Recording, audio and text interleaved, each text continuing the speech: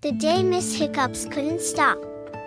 Once upon a time, in a land where anything was possible, there lived a teacher named Miss Hiccups who was famous for, you guessed it, her hiccups. She would hiccup during classes, break times, and even during quiet study hours, but everybody loved her. This is a joyous adventure about the day when Miss Hiccups couldn't stop her hiccups, leading to hilarious consequences. One bright morning, Miss Hiccups woke up and surprise, she started hiccuping.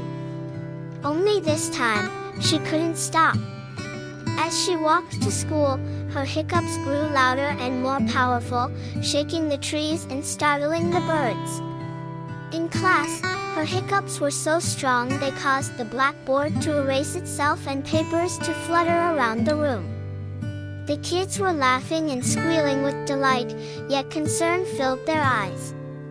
Even at lunch, her hiccups sounded the school bells, making everyone burst into giggles. Eventually, the hiccups grew so powerful, they caused a small earthquake in the school.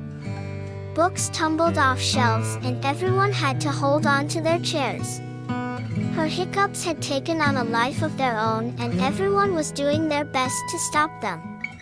The kids suggested numerous solutions, drinking water upside down, holding her breath, and even a crazy dance routine, but nothing seemed to work.